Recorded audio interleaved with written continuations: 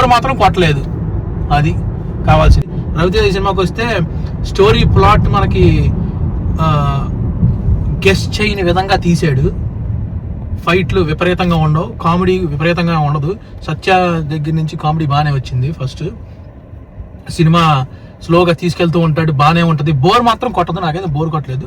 ఫైట్లు కూడా రెండు మూడు ఫైట్లు పెట్టాడు, కానీ హై లెవెల్లో ఏం లేవు. నిజం చెప్పాలంటే సినిమాకి చూడొచ్చు, డైరెక్షన్ వావ్ ఫ్యాక్టర్ లేదు, కానీ ఎక్స్పెక్ట్ చేయకూడదు ఇలాంటి సినిమాలకి. నిజం చెప్పాలంటే రవితేజ యాక్టింగ్ దగ్గరికి వస్తే కొంచెం విపరీతంగా చేయకుండా నార్మల్గా ఎలా చేయొచ్చు అలా చేశాడు రవితేజ యాక్టింగ్.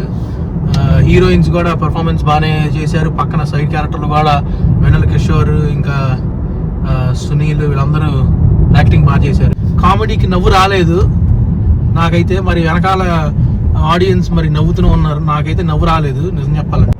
సినిమా నేను సెకండ్ హాఫ్లో ఇంకా ఫన్ ఇరగదీస్తాడేమో అనుకున్నా, కానీ ఇష్క్ సినిమా లాగా అనిపించింది. కొంచెం అందరూ గందరగోళం చేయటం, ఎవరికాళ్ళు తప్పించుకోవడం అలా ఉన్నట్టుంది. కానీ సినిమా బాగాలేదని చెప్పలేను, అలానే సూపర్ హిట్ అని చెప్పలేను, బాగుందని చెప్తా అంతే. ఎందుకంటే మనకు కావాల్సిన ఐటమ్స్ అన్నీ ఉన్నాయి సినిమాలో. అవసరం అదే కామెడీ కొంచెం, యాక్షన్ కొంచెం, స్టోరీ కొంచెం, ఎవరి క్యారెక్టర్ వాళ్ళు చేయడం. బోర్ మాత్రం కొట్టలేదు, అది కావాల్సింది.